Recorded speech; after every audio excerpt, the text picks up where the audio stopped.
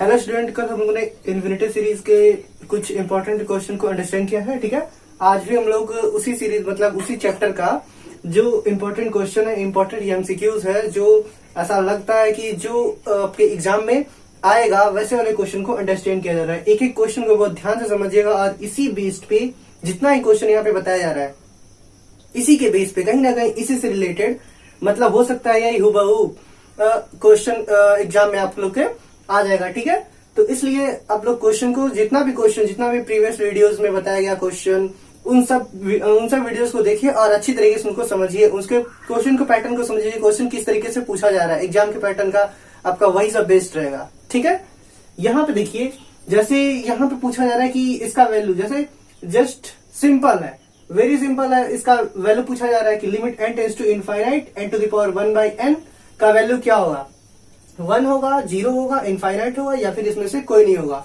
Directly आप लोग वही इंटर में जो पढ़े हुए हैं लिमिट वाला वही डायरेक्टली फॉर्म लगा दीजिए, तुरंत आपका आंसर आ जाएगा। जैसे इसको हम लोग क्या लिख सकते हैं, जैसे ये कौन से फॉर्म का है, इनफाइनाइट टू द पावर 0। ठीक है, क्योंकि यहाँ पे यदि इनफाइनाइट रखेंगे और यहाँ पे यदि इनफाइनाइट रखेंगे तो 1/इनफाइनाइट 0 हो जाएगा, तो इनफाइनाइट टू द पावर 0 का फॉर्म है। मतलब डायरेक्टली हम इसको एक तरीके से सपोज कर सकते हैं। यहाँ पे आप लोग जैसे इसको इक्वेट करने के लिए इसको a सपोज कर लीजिए, limit n tends to infinite n to the power 1/n। ठीक है, यहाँ पे log ले लीजिए दोनों साइड में, log a, तो यहाँ पे हो जाएगा limit n tends to infinite 1/n log n। ठीक है, आप डायरेक्टली इनफाइनाइट का वैल्यू पुट कर दीजिए, तो यहाँ पे हो गया limit n tending to infinite, infinite का वैल्यू पुट किया जा रहा है, तो यहाँ पे हो जाएगा 1/इनफाइनाइट log इनफाइनाइट। 1/इनफाइनाइट का मतलब 0 हो गया, तो ये 0 आ गया, मतलब हम लोग के पास मिल गया log a is equal to 0। मतलब a इज इक्वल टू क्या मिल गया, e टू द पावर 0, और e टू द पावर 0 का वैल्यू 1 होता है, तो इसका वैल्यू क्या होगा 1, डायरेक्टली आ गया। ये आप लोग का फॉर्मूला भी है। ठीक है, तो इनफाइनाइट सीरीज में ये भी आप लोग का कोई फॉर्मूला ही पूछ देता है कि हुबहू फॉर्मूला का वैल्यू क्या होगा। ठीक है, अब जैसे यहाँ पे है ये एक सीरीज गिवन है, अब कह रहा है कि ये सीरीज कौन से पॉइंट पे कन्वर्जेंट होगा, 0 पे कन्वर्जेंट होगा या फिर 1 पे कन्वर्जेंट होगा या फिर पाई पे या फिर -1 पे। तो इस सीरीज का कन्वर्जेंट पॉइंट हम लोग को निकालना है कि कौन सा पॉइंट पे वो कन्वर्जेंट होगा। ठीक है, तो डायरेक्टली यहां से वही लिमिट वाला प्रोसेस अप्लाई कीजिए, limit n tends to infinite sine n π/2।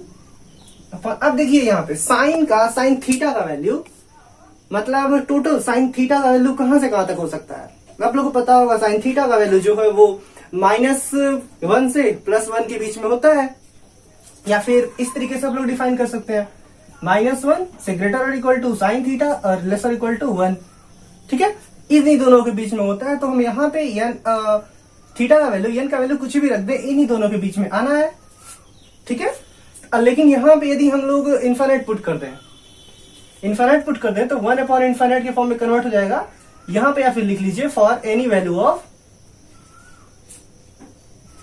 For all value of n π/2, मतलब n π/2 का कुछ भी वैल्यू उससे इफेक्ट नहीं पड़ता। यहाँ पे 1/इनफाइनाइट हो गया तो 1/इनफाइनाइट का मतलब 0 आ गया, तो यहाँ पे ये सीरीज कौन से पॉइंट पे कन्वर्जेंट होगी, टू द पॉइंट 0। मतलब मिल गया हम लोग को 0 वाला ऑप्शन करेक्ट है।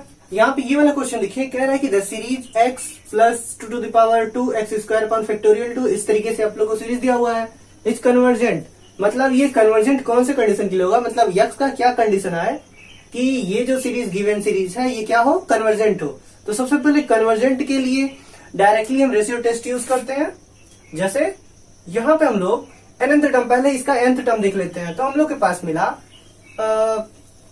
un इज इक्वल टू क्या हुआ, देखिए n के फॉर्म में ये इंक्रीज होता हुआ जा रहा है, मतलब हम लोग के पास मिला n to the power n x to the power n upon factorial n। अब हम लोग को इसी को इक्वेट करना है, जैसे हम लोग टेस्ट जानते हैं, DLMR test, limit n tends to infinite un upon un + 1, इसका वैल्यू पुट कर दिया जाए, इन सब का वैल्यू इस इनपुट कर दिया जाए। ठीक है, देखते हैं क्या होता है, n to the power n x to the power n upon factorial n, तो इसका वैल्यू क्या हुआ, नीचे वाले का limit n tends to infinite, ठीक है। यहां पे हुआ n+1 पावर n+1 और x to the power n+1 upon n+1 factorial, ठीक है। यहां पे आप लोग ध्यान दीजिए, इसको थोड़ा सा यदि हम लोग इक्वेट करें तो डायरेक्टली, यदि हम लोग डायरेक्टली इसको इक्वेट करें तो इसका वैल्यू क्या हो जाएगा। जैसे यहाँ पे देखिए, यदि यहाँ पे n+1 हम लोग कॉमन ले लें तो यहाँ पे फैक्टोरियल क्या बचेगा। यदि यहाँ पे n+1 कॉमन ले लिया जाए तो हमारे पास फैक्टोरियल n बचेगा, और ये वाला फैक्टोरियल n, ये वाला फैक्टोरियल n कैंसिल हो गया, और यहां से x to the power n cancel हो गया, बचा यहाँ पे सिर्फ x बचा। अब देखिए जो जो वैल्यू हमारे पास बचता हुआ जा रहा है, और यदि इसको नीचे भेज दिया जाए तो कौन से फॉर्म में कन्वर्ट हो जाएगा ये। और यहाँ पे ध्यान दीजिए, यहाँ पे x to the power n है और यहाँ पे n+1 to the power n+1 है, तो ये वाली वैल्यू एक कैंसिल हो गया इसमें से, ठीक है। अब जितना भी हमारे पास वैल्यू बचा हुआ है वो सबको यहाँ पे लिख लेते हैं। हमारे पास बचा हुआ है limit n tends to infinite n to the power n upon n+1 to the power n 1 upon x, ठीक है। ये क्वांटिटी बचा है। अब जस्ट इसको हम नीचे भेज दें तो ये इस फॉर्म में कन्वर्ट हो जाएगा, limit n tends to infinite 1 upon, यहां पे थोड़ा सा देखिए, इसको यदि अंदर भेज दे, इसका पावर n है, दोनों का इफेक्ट नहीं पड़ेगा, मतलब हम लोग के पास मिल गया 1+1 upon n to the power n x, ठीक है, 1 अपॉन x। अब ये वाली क्वांटिटी का वैल्यू आप लोग जानते हैं 1 अपॉन e होता है, और ये है 1 अपॉन e x। अब इस डीएलएम्बर्ट रेशियो टेस्ट से हम लोग क्या जानते हैं, ये सीरीज कब कन्वर्जेंट होती है। ये सीरीज कन्वर्जेंट होती है जब ये चीज ग्रेटर देन 1 हो, और डाइवर्जेंट कब होती है, जब ये सीरीज लेस और इक्वल टू 1 हो। तो हम लोग को कन्वर्जेंट का कंडीशन चाहिए, मतलब ये वाला जो है ये ग्रेटर देन 1 से होना चाहिए। ये क्लियर है। अब ग्रेटर देन 1 होना चाहिए, ये तो ये चीज क्या इंप्लाइज कर रहा है, हम लोग को 1 अपॉन ई के फॉर्म में चाहिए, तो 1 अपॉन ई जो है वो ग्रेटर देन है x से, ठीक है। और x तो 0 हो नहीं सकता, कहें कि इनफाइनाइट हो जाएगा, ठीक है। इनफाइनाइट होगा तो भी कंडीशन आएगा, लेकिन x को ग्रेटर होना चाहिए 0 से, मतलब ये वाला आप लोगों का आंसर करेक्ट है, ठीक है। तो आप लोग इस तरीके से निकाल सकते हैं कि कोई सीरीज कैसे कन्वर्जेंट है। यहां पे पूछा जाए कि द सीरीज डाइवर्जेंट, मतलब इसमें से कौन सा ऑप्शन सही है, कौन सा सीरीज जो है वो डाइवर्जेंट को रिप्रेजेंट कर रहा है। देखिए डाइवर्जेंट को रिप्रेजेंट करने के लिए सबसे अपना पुराना वाला मेथड, वही वाला मेथड लगा दीजिए, 1 upon n to the power p, जहां पे p ग्रेटर देन 1 है तो कन्वर्जेंट है, p लेस और इक्वल टू 1 है तो डाइवर्जेंट है। अब डायरेक्टली यहाँ पे देखिए, ये तो सीरीज ऐसे ही दिख रहा है कि यदि हम लोग 1 2 3 इंक्रीज करते जाएं तो ये रूटिंग फॉर्म में और ज्यादा डिक्रीज होता हुआ जाएगा, तो ये तो सीरीज कन्वर्जेंट हो गया। ये भी यदि हम लोग इसको देखें तो यहाँ पे n है, यहाँ पे n³ है, तो इसको इक्वेट करेंगे n अपॉन n³ के फॉर्म में, तो 1 अपॉन n² आ जाएगा, तो 2 वो भी ग्रेटर देन 1 है। यहाँ पे देखते हैं ये क्या है, 1 अपॉन n है, पावर 1 है, तो ये वाला कंडीशन मिल गया, मतलब ये वाला जो सीरीज होगा वो एक डाइवर्जेंट सीरीज होगा। लेकिन यहाँ पे यदि ये वाला देखा जाए तो 1 अपॉन n² है, n² मतलब 2 इज ग्रेटर देन 1, तो ये तो डाइवर्जेंट हो जाएगा, सॉरी ये वाला पार्ट कन्वर्जेंट हो जाएगा, ठीक। तो इस तरीके से आप लोग इस तरीके के क्वेश्चन को सॉल्व करो। अपना क्वेश्चन नंबर 5 देखिए, जैसे कह रहे हैं कि द सीरीज, जो ये गिवन सीरीज है ये कन्वर्जेंट है for x² is equal to 1, मतलब x² इज इक्वल टू, मतलब ये x के कौन से कंडीशन के लिए ये सीरीज इज कन्वर्जेंट है। तो आप लोग इस क्वेश्चन को सॉल्व कीजिए और बताइए कि इसमें से कौन सा वाला कंडीशन है, ठीक है। पर आप लोग खुद ट्राई कर लीजिए। देखिए यहाँ पे ये बहुत इजी क्वेश्चन है, इसी टाइप से क्वेश्चन आप लोगों को एग्जाम में पूछा जाएगा, मतलब एक सीरीज दे दिया जाएगा, उसके लिए पूछा जाएगा कि ये सीरीज क्या कन्वर्जेंट है, डाइवर्जेंट है, या फिर क्या है, या फिर कन्वर्जेंट है तो कौन से कंडीशन के लिए कन्वर्जेंट है, ठीक है। ऐसे ही क्वेश्चन आने वाले, इससे बाहर से कोई क्वेश्चन नहीं आने वाले हैं, ठीक है। जैसे यहाँ पे ये वाला क्वेश्चन देखिए, मान लीजिए इसी को हम लोग को इक्वेट करना है, तो डायरेक्टली अपना फॉर्मूला लगा दीजिए, limit n tending to infinite un upon un+1, ठीक है।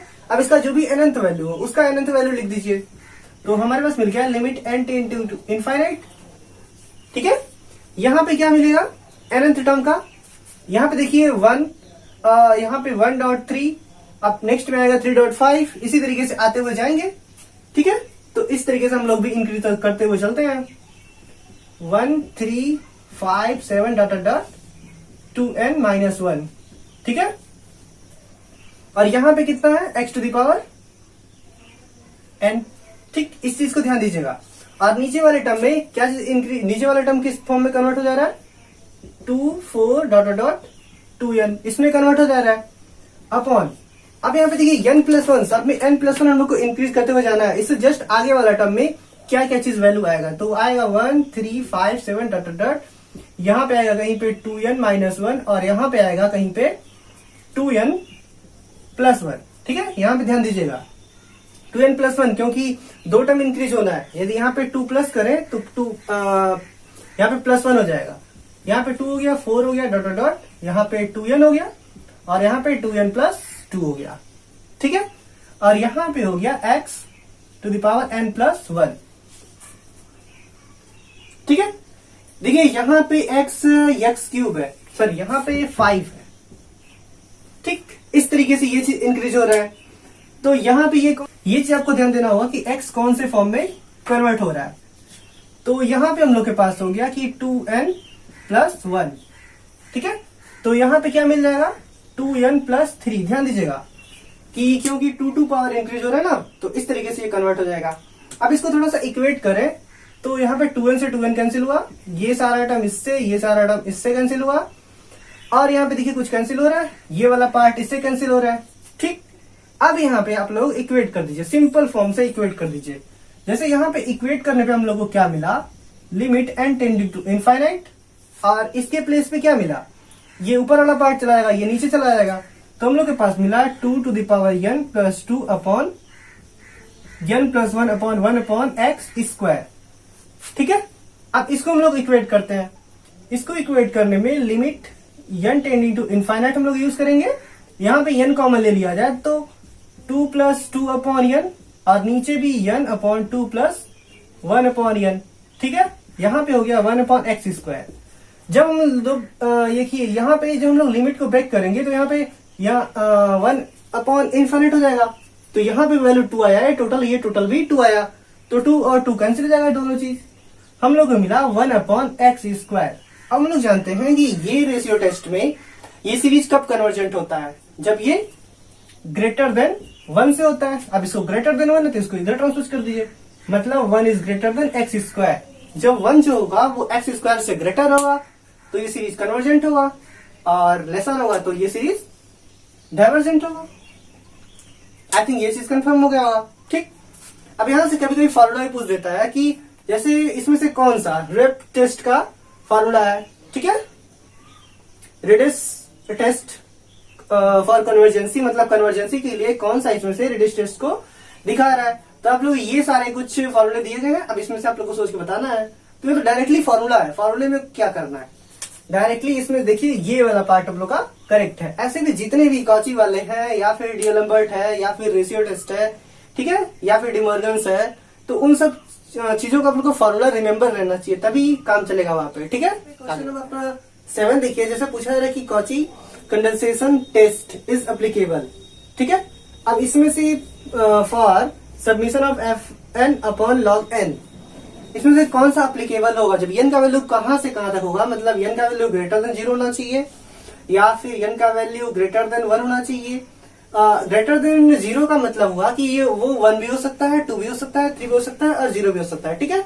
या फिर ग्रेटर देन 1 होना चाहिए, मतलब 1 हो सकता है, 2 हो सकता है, उससे आगे हो सकता है, ठीक। यदि ग्रेटर देन 2 का मतलब 2 के इक्वल हो सकता है, 3 हो सकता है, ठीक है, या फिर इसमें से कोई नहीं। आप लोग इन सबका मतलब समझ रहे हैं। अब ये सोच के बताइए कि कॉची कंडेंसेशन टेस्ट फॉर इस ये जो गिवन सीरीज होता है इसमें से कौन सा एप्लीकेबल होता है। तो डायरेक्ट कॉची कंडेंसेशन टेस्ट आप लोगों ने बुक में पढ़ा होगा, तो ये वाला आपका जब n की वैल्यू जो है वो 2 से ग्रेटर देन रहती है तब कॉची कंडेंसेशन टेस्ट हम लोग एप्लीकेबल करते हैं, ठीक है। जैसे यहाँ पे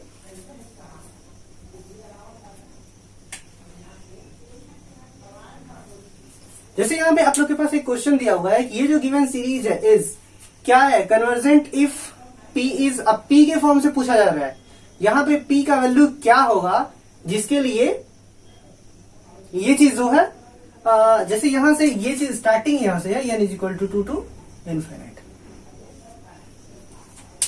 यहां से ये वाला क्वेश्चन देखिए, पूछा जा रहा है कि the series n is equal to 2 to infinite 1/n log n to the power p is, मतलब ये क्या है, कन्वर्जेंट है। यदि p इज 0 से ग्रेटर है कन्वर्जेंट है यदि p लेस देन 1 है, या फिर ये वाला कंडीशन, या फिर इसमें से कोई नहीं।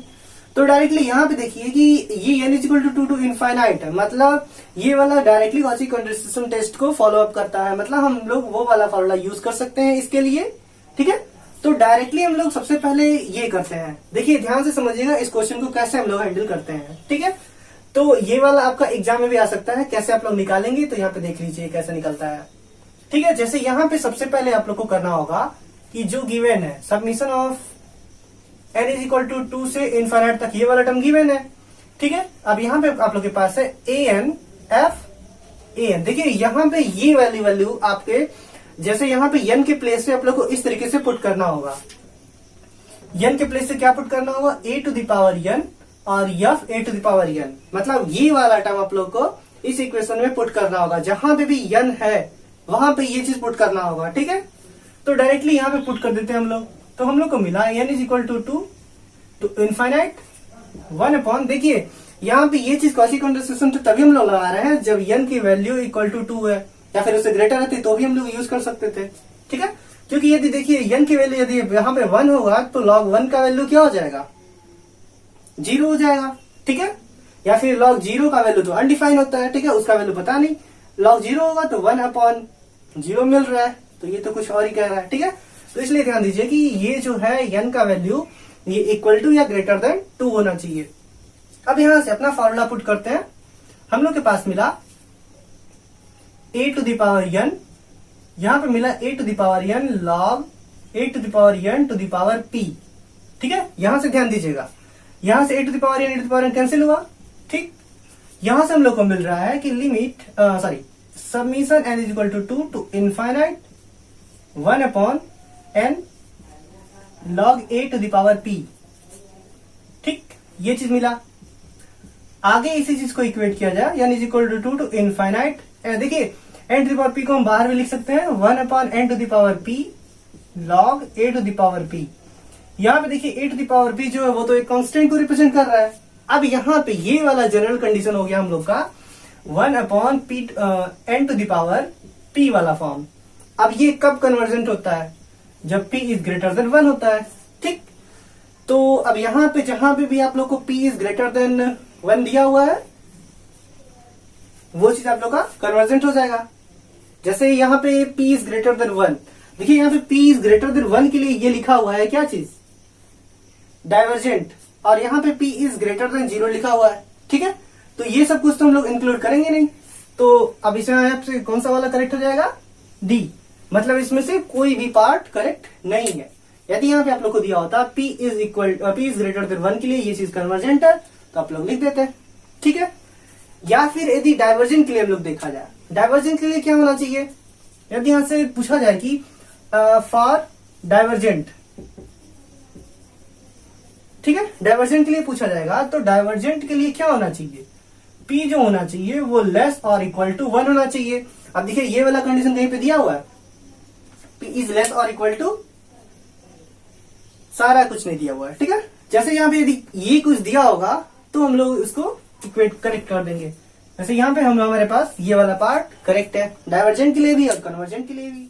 यहाँ पे क्वेश्चन नंबर 9 देखिए, कह रहे हैं कि the series 1 plus x square by factorial 2 x cube by factorial 3 plus dot is convergent for, मतलब x के कौन से वैल्यू के लिए ये सीरीज जो होगा वो कन्वर्जेंट होगा। तो कन्वर्जेंट के लिए अपना पुराना फॉर्मूला यूज कीजिए directly, limit n tending to infinite, ठीक है, un अपॉन un प्लस 1, ठीक है।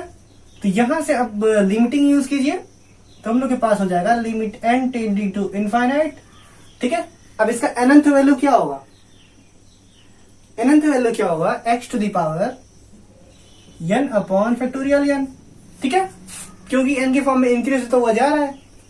और यहाँ पे क्या हो जाएगा, x to the power n plus 1 upon n plus 1 का फैक्टोरियल, ठीक। अब इसको थोड़ा सा इक्वेट कर दीजिए, इक्वेट करने के बाद आप लोग को ये चीज मिलेगा limit n tending to infinite n plus 1 factorial upon factorial n, इसको इक्वेट कीजिए तो 1 अपॉन